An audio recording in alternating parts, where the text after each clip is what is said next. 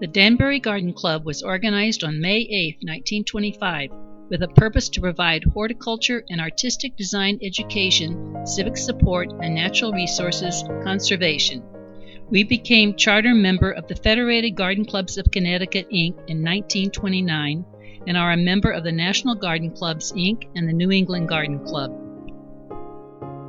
In this video, we will review some of our 2018 activities. The Garden Therapy Committee conducts flower arranging workshops with residents at various convalescent and assisted living facilities, as well as Broadview and Rogers Park Middle Schools on the second Tuesday of the month. Here you can see some of the designs when the committee visited Maplewood Nursing Center on January 9th. Guitarist Nancy Wildman provides music for the sing-alongs. On February 13th, Garden Therapy Committee assisted residents of Hancock Hall with their flower designs. There are 16 members on the committee, and an average of 10 members attend each monthly event.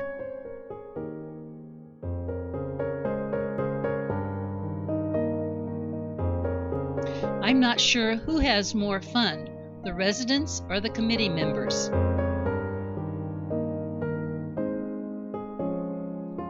At the January 19th Garden Club regular meeting, the artistic design theme was African Queen. The monthly designs are critiqued according to the National Garden Club principles to better educate the membership. Participants of the Amaryllis Challenge brought in their plants to be evaluated.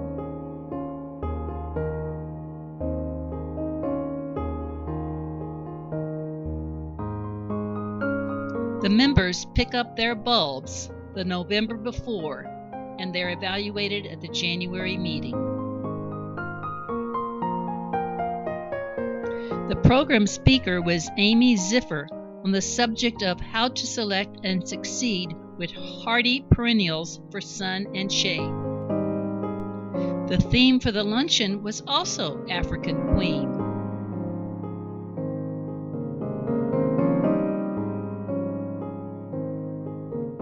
The Hospitality Committee provided delicious chili and salads for the luncheons.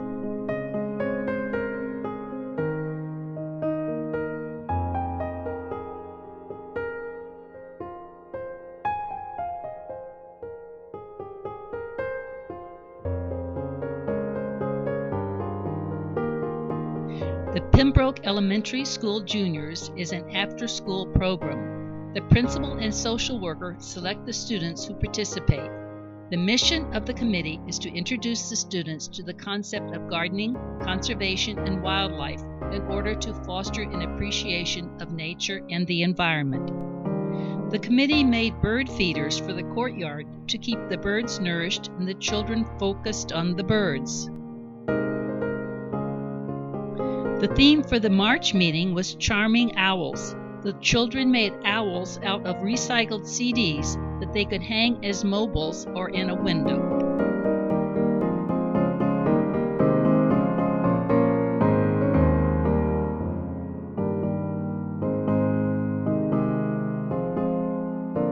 The April 9th meeting was focused on Breath of Spring, and the children painted dandelion seeds blowing in the wind with their thumbprints. The artistic design theme for the March meeting was Breakfast at Tiffany's.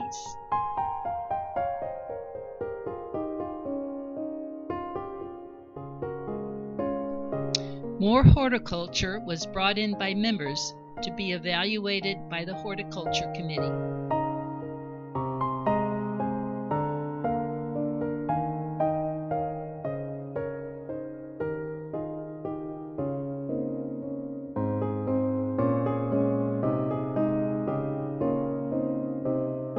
The speaker for the March meeting was Jerry Griswold, the Bat Lady, whose topic was Bats, Earth's Allies.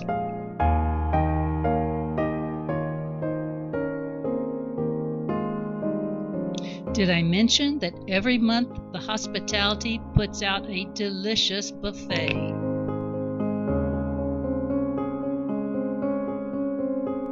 Let's catch up on garden therapy activities. On March 20th, they met at Glen Hill and made Luck of the Irish designs with residents.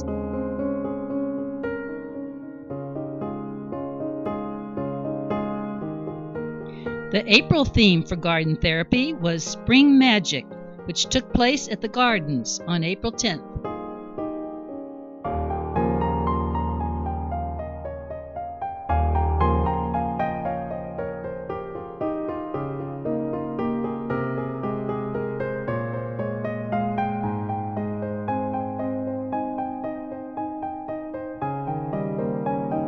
More music was provided by Nancy Wildman.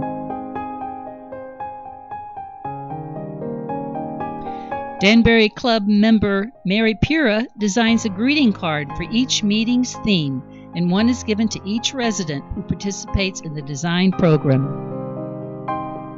And now I'd like to introduce you to the St. James Juniors. They have been in existence for at least 46 years, working with youth ages 5 to 18. They participate in artistic design, conservation, community service, horticulture, garden therapy, and civic projects.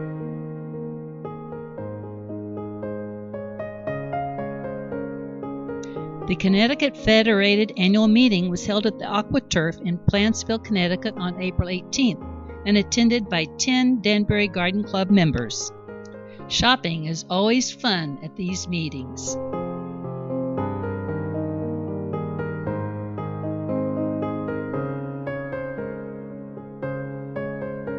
On April 19th, President Ann Harrigan made a presentation to the Danbury Lions Club on the purpose and activities of the Danbury Garden Club.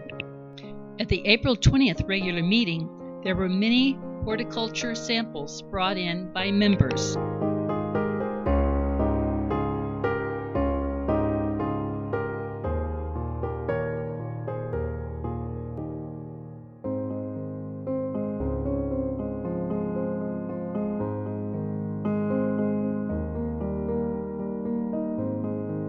This meeting featured designer Michael Durion, professional floral designer and educator from McArdley's Florist and Garden Center in Greenwich, Connecticut. He proved to be an exceptional designer while keeping the audience captured with many interesting stories. And as always, another exceptional, delicious luncheon.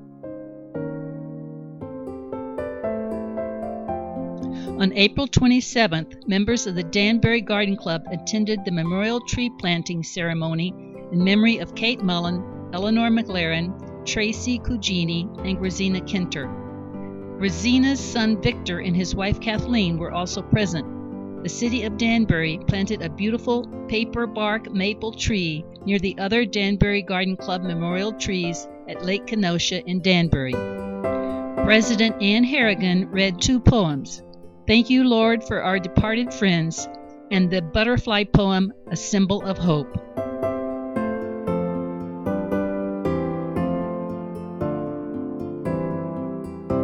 Following the tree planting at Lake Kenosha, another maple tree was planted by the city at Pembroke Elementary School. 12 Danbury Garden Club members were present.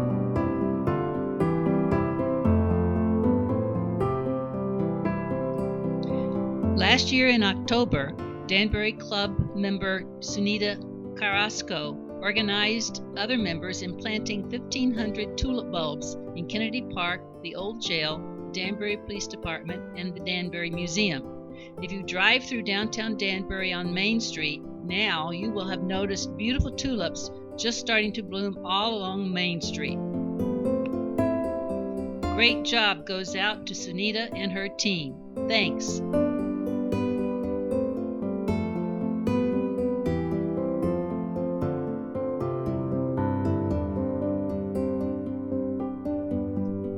During May, the Garden Therapy Committee was busy with the residents at Filosa Convalescent Center working on their designs.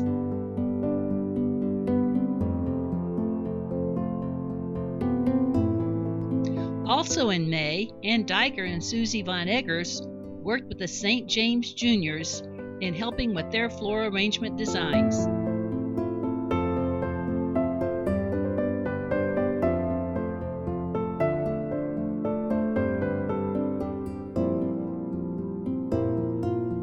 8 members of the Danbury Garden Club and 2 guests traveled to Stonecrop Gardens in Cold Spring, New York on May 30th. At its windswept elevation of 1,100 feet in the Hudson Heights, Stonecrop enjoys a Zone 6A climate. The gardens cover an area of approximately 15 acres and comprise a diverse collection of gardens and plants.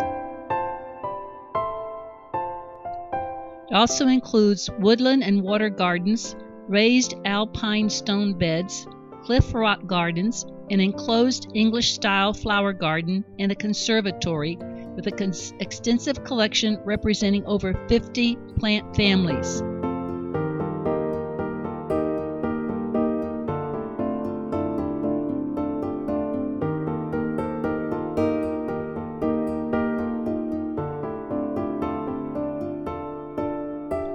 Following the tour, members enjoyed a delicious lunch at the Hudson House Inn.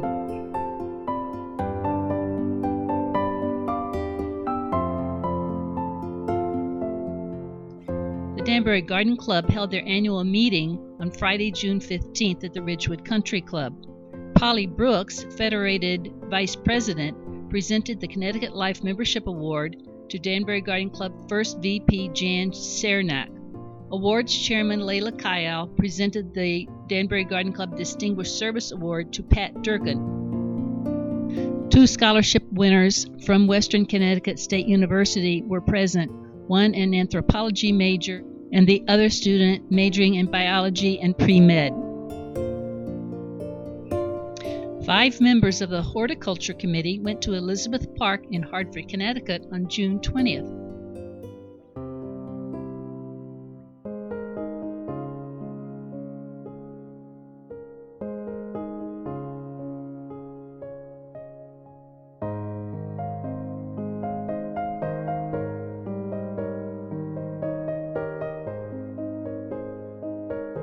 Following a few hours in the gardens, the group enjoyed a memorable lunch at the Pond House Cafe, located in Elizabeth Park. Danbury Garden President Ann Harrigan opened her garden to members on Thursday, May 24th. Ann has a beautiful shaded woodland garden complete with sculptures and a small waterfall. On June 4th, Danbury Garden Club member Paul Cialone invited members to visit his amazing gardens, complete with sculptured trees, small pond, and relaxing deck to view the blooming flowers and bushes. Marian Smith opened her backyard gardens to members on Wednesday, June 27th, which include a wide variety of garden areas and a potting shed which border a woodlands area.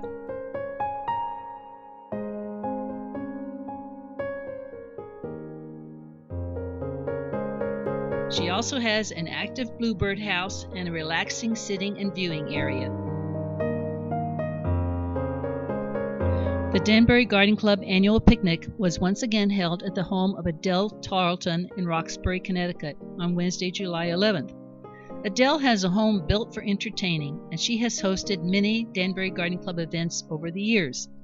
In addition to beautiful woodland and border gardens, she has an extensive vegetable garden which members spent time enjoying. Following the garden tour, all enjoyed the delicious luncheon for which all members brought their own special contribution.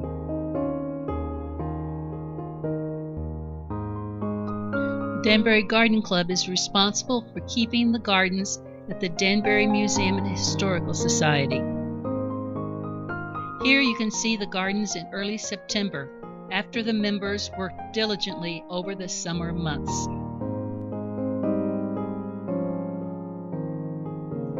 The St. James Juniors met on September 8th with the theme of Singing in the Rain. The committee made a display of juniors' activities for the Federated Awards Banquet. It's time for garden therapy. Here we can see the card that Mary Pura made for the September 11th meeting at Hancock Hall. The members prepare the flowers for the residents to use. As you can see, the residents take their flower designing very seriously. The artistic design theme for the September 27th general meeting was Petite Fascinations. Members brought their horticulture plants for evaluation. Also, the Horticulture Committee held their harvest market, where members brought plants, garden produce, and goods for sale. The program was Pruning, Techniques, Tools, and Trees for the Home Gardener by Matt Bartelme, ISA Certified Arborist. The Hospitality Committee once again provided a delicious buffet lunch. On October 9th, Garden Therapy members met with residents at St. John Paul II Center. Danbury Club President Ann Harrigan enjoys these sessions as much as the residents. Here's Mary Pura reading the card that she made to give to each resident. The Pembroke School juniors met on October 10th and planted tulip bulbs for the spring.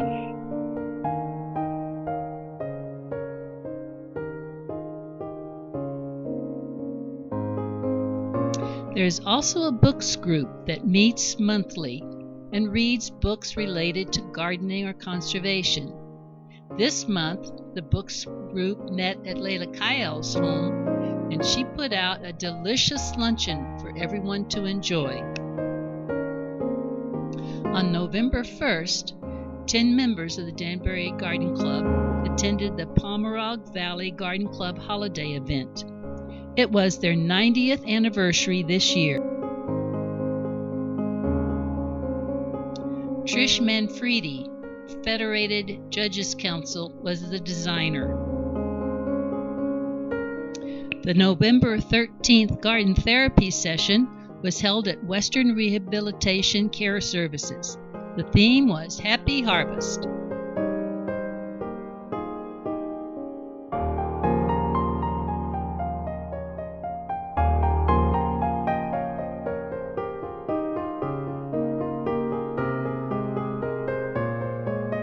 Here's the card that Mary Pura designed for the residents.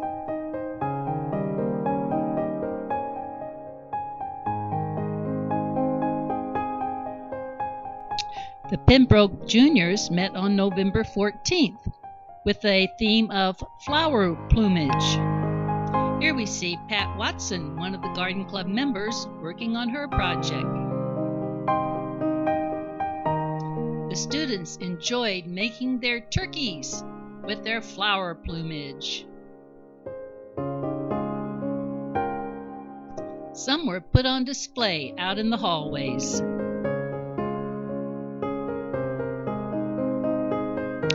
Danbury Garden Club members made all of the centerpieces for the Federated Awards Banquet. There was also a display for the Danbury Garden Club Juniors activities. The Danbury Garden Club received the National Garden Club Certificate of Appreciation for Newsletter and Youth Horticulture Education. Maria Nahom was awarded the Connecticut Flower Show Nell McGinnis Traveling Tray Award. Marian Smith received an Excellence in Horticulture Certificate of Individual Achievement Award. The club also received a Federated First Place for Large Club Newsletter Award. Ann Harrigan accepted the Luckner Youth Award, a traveling silver bowl for a large club. On Friday, November 16th, the Danbury Garden Club held their annual holiday luncheon and boutique at the Amber Room Colonnade in Danbury, Connecticut. Here are some of the beautiful boutique items that the Danbury Garden Club members sell to support our charities. Every year, the members come up with even more exciting and different gift ideas. Also included are some fresh plants.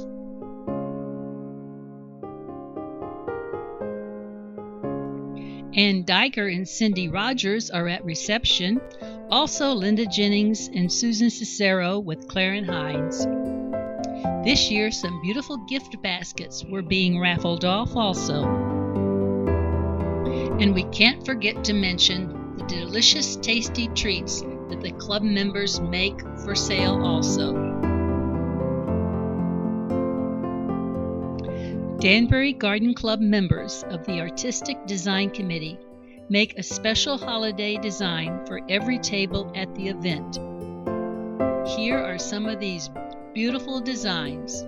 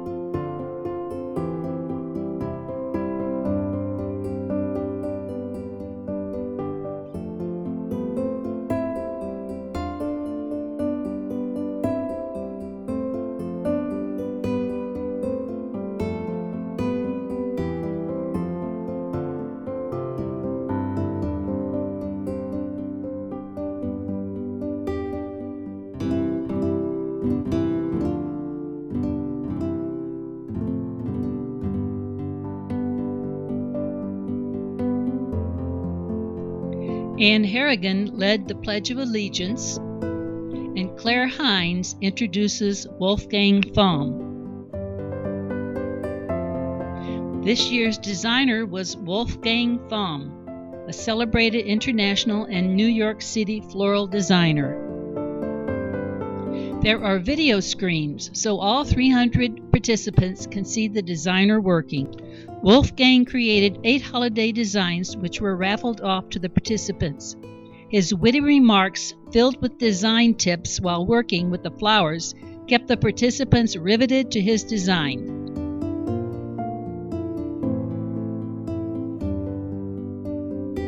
President Anne Harrigan introduces Danbury Mayor Mark Boughton. Barbara DeVoe led the invocation. Then everyone enjoyed a delicious lunch. On December 5th, 10 members of the Danbury Garden Club toured the Lockwood Matthews Mansion Museum in Norwalk, Connecticut, a National Historic Landmark built from 1864 to 1868. The Lockwood Matthews Mansion Museum is regarded as one of the earliest and most significant Second Empire-style country houses in the United States, built by renowned financier and railroad tycoon LeGrand Lockwood. The mansion, with its unparalleled architecture and interiors, illustrates magnificently the beauty and splendor of the Victorian era. Lockwood's financial reversal in 1869 and his untimely death in 1872 resulted in the loss of the estate, then known as Elm Park, through foreclosure in 1874. The property was sold to Charles D. Matthews and his wife, Rebecca, in 1876. Matthews, a prominent importer from New York, and his family resided in the mansion until 1938. In 1941, the estate was sold to the city of Norwalk and designated a public park. Every December, the club visits a historical home decorated with a Christmas theme. This mansion included traditional Christmas trees from the 1850s to the present.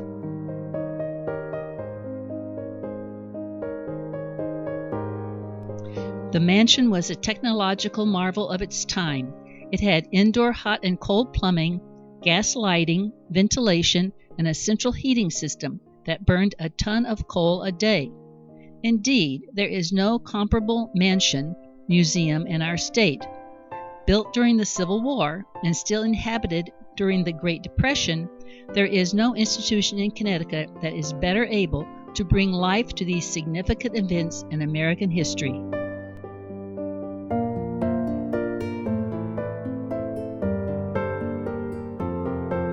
Following the tour, we had a delicious lunch at the Oak and Almond restaurant in Norwalk. This video is dedicated to our recently departed Garden Club members.